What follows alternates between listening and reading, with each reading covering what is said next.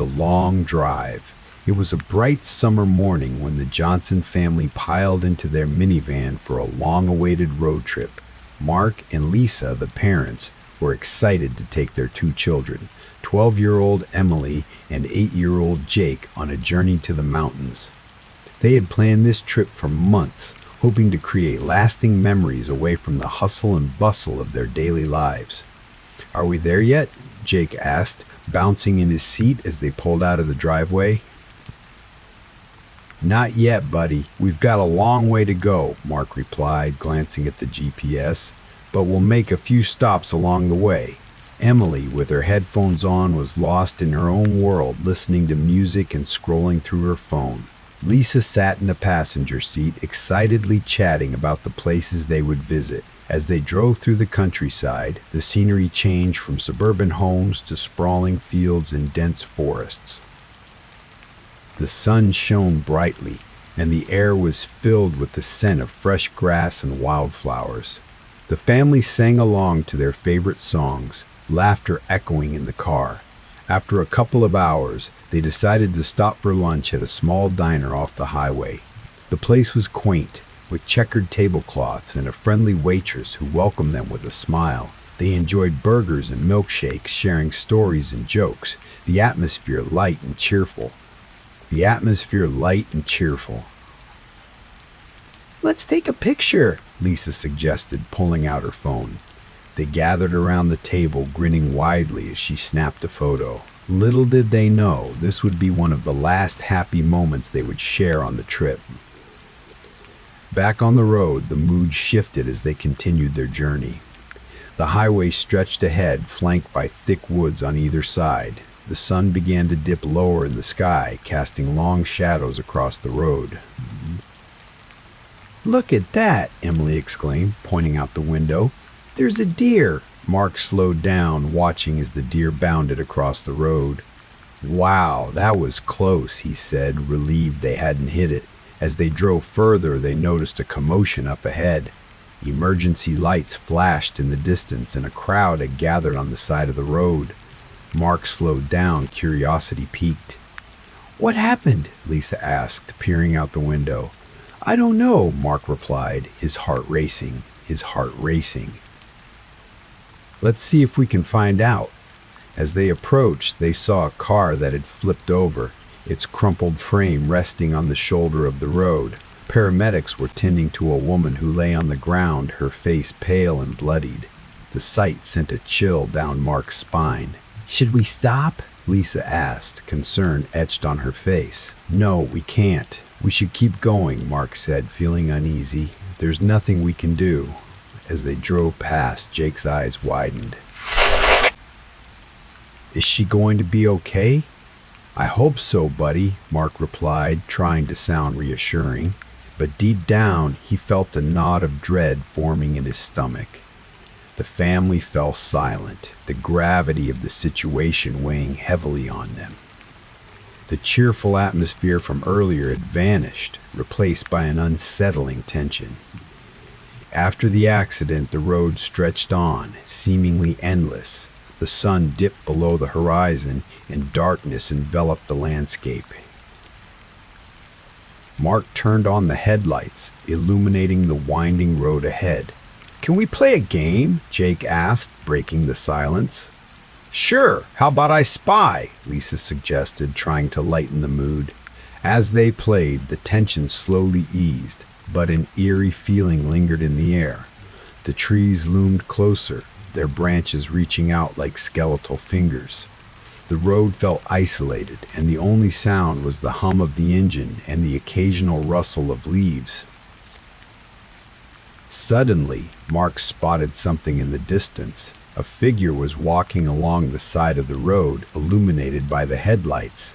It was a woman dressed in a long white dress, her hair flowing behind her like a ghostly veil. "Who is that?" Emily asked, her voice trembling. "I don't know," Mark replied, slowing down. "Should we stop?" "No, keep going," Lisa urged, her voice rising in panic. But as they passed, the woman turned to look at them, her eyes hollow and empty. Mark felt a chill run down his spine. He pressed the gas pedal, eager to put distance between them and the figure. "What was that?" Jake asked, his voice shaking.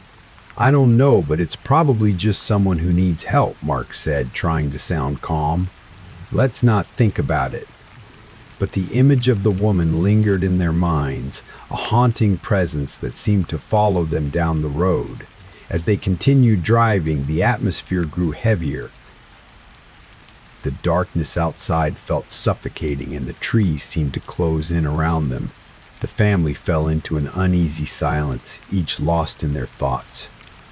"Can we stop for a break?" Emily finally asked, her voice barely above a whisper.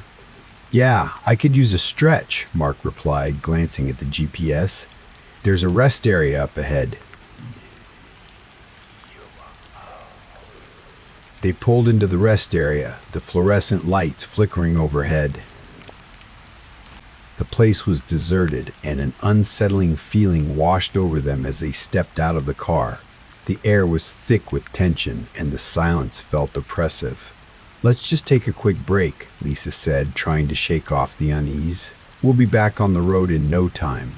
As they walked around, Jake wandered a little too far, exploring the empty picnic tables. Suddenly, he stopped, staring into the trees. "Mom! Dad! Come here!" Mark and Lisa rushed over, concern etched on their faces. "What is it, Jake?" Mark asked. "Look." Jake pointed into the woods. "There's something over there." They followed his gaze, but all they saw were shadows dancing in the darkness. "It's probably just an animal," Lisa said, trying to reassure him. But Jake shook his head. "No, it looked like a person." Mark felt a chill run down his spine. "Yeah, let's get back to the car," he said, urgency creeping into his voice. As they hurried back, the feeling of being watched intensified. The trees seemed to whisper secrets, and the shadows felt alive. They climbed back into the minivan, locking the doors behind them. As they resumed their journey, the atmosphere in the car was thick with tension. The earlier excitement had vanished, replaced by an unsettling silence. Each family member was lost in their thoughts, the events of the day weighing heavily on their minds. "Can we turn on some music?" Emily suggested, breaking the silence. "Good idea," Mark replied, reaching for the radio. But as he turned it on, static filled the air, followed by a faint whispering that sent chills down their spines. "Did you hear that?" Lisa asked, her voice trembling. "Yeah, it's just interference," Mark said, trying to sound calm. But deep down, he felt a sense of dread creeping in. As they drove, the whispers grew louder, echoing in their ears. "Join us, join us, join us, join us," they seemed to say, a haunting melody that sent shivers down their spines. "Make it stop!" Jake cried, covering his ears. Mark quickly turned off the radio, the silence returning, but the tension remained. The road stretched on, and the darkness felt suffocating. Suddenly, Emily gasped. "Look!" She pointed out the window. Mark turned to see the woman in the white dress again, standing by the side of the road. This time, she was closer, her hollow eyes staring directly at them. "Keep driving!" Lisa shouted, panic rising in her voice. Mark pressed the gas pedal, the engine roaring as they sped past her. But as they did, he could have sworn he heard her voice calling out, "Help me!" The family continued driving, but the atmosphere in the car had shifted. The whispers from the radio had left them on edge, and the sight of the woman haunted their thoughts. They tried to shake it off, but the feeling of dread lingered. "Let's just get to the cabin," Mark said, trying to sound reassuring.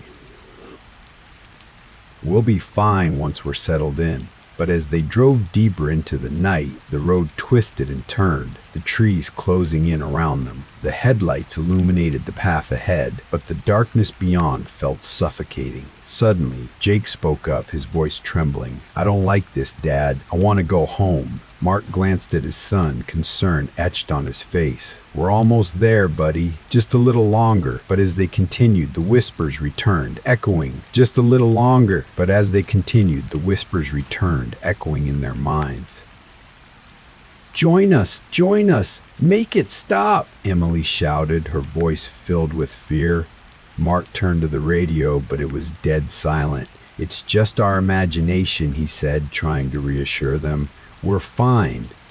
But deep down, he felt the weight of their fear pressing down on him. The road felt endless, and the darkness seemed to close in around them. Finally, they arrived at the cabin, a small wooden structure nestled in the woods.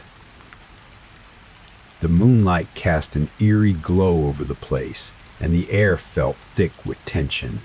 Mark parked the minivan and turned off the engine, the silence settling in around them. "Let's get inside," Lisa said, her voice shaky. "I'll light a fire." As they entered the cabin, the atmosphere felt heavy. The wooden walls creaked, and the air was stale. Lisa quickly lit a fire in the fireplace, the flames flickering to life and casting dancing shadows on the walls. "See? It's cozy," Mark said, trying to lighten the mood. "We'll be fine here." But as they settled in, the whispers returned, echoing in their minds. "Join us! Join us! Make it stop!" Jake cried, covering his ears. "Jake, it's just the wind," Mark said, trying to reassure him. But deep down, he felt the weight of their fear pressing down on him. As the night wore on, the family tried to distract themselves with games and stories, but the tension lingered. The shadows danced around them, and the whispers grew louder, filling the air with an unsettling melody. Suddenly, there was a loud knock at the door, causing everyone to jump. Mark exchanged worried glances with Lisa. "Who could that be?" he asked, his heart racing. "Maybe it's someone who needs help," Lisa suggested, but her voice trembled. "Stay here," Mark said, moving cautiously toward the door. He opened it slowly, peering into the darkness outside, but there was no one there. He opened it slowly, peering into the darkness outside. "Just the wind," he muttered, closing the door. But as he turned back, he felt a chill run down his spine. As the night deepened, the atmosphere in the cabin grew heavier. The whispers became a constant presence, echoing in their minds. "Join us! Join us! Join us! Can't we just turn on the TV or something?" Emily suggested, her voice trembling. "There's no signal out here," Mark replied, trying to sound calm. "We'll just have to wait it out." But as the hours passed, the tension became unbearable. The shadows seemed to close in around them, and the whispers grew louder, filling the air with an unsettling melody. Suddenly, Jake spoke up, his voice shaking. "I don't want to be here anymore. I want to go home." "Me too," Emily added, tears streaming down her face. Mark felt a surge of panic. "We can't leave now. It's too dark and the road is dangerous." But as he spoke, the whispers grew louder, echoing in their minds. "Join us! Join us! Make it stop!"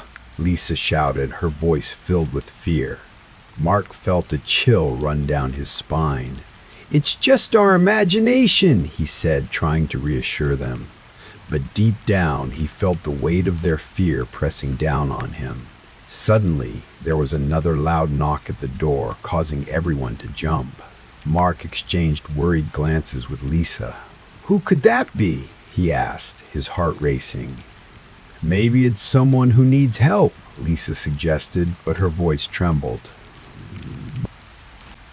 "Stay here," Mark said, moving cautiously toward the door. He opened it slowly, peering into the darkness outside, but there was no one there. "Just the wind," he muttered, closing the door. But as he turned back, he felt a chill run down his spine. As the night wore on, the atmosphere in the cabin grew heavier. The whispers became a constant presence, echoing in their minds. "Join us! Join us! Join us! Can't we just turn on the TV or something?" Emily suggested, her voice trembling. "There's no signal out here," Mark replied, trying to sound calm. "We'll just have to wait it out." But as the hours passed, the tension became unbearable. The shadows seemed to close in around them, and the whispers grew louder, filling the air with an unsettling melody. Suddenly, Jake spoke up, his voice shaking. I don't want to be here anymore. I want to go home. Me too, Emily added, tears streaming down her face. Mark felt a surge of panic. We can't leave now. It's too dark and the road is dangerous. But as he spoke, the whispers grew louder, echoing in their minds. Join us! Join us! Join us! Make it stop! Lisa shouted, her voice filled with fear. Mark felt a chill run down his spine.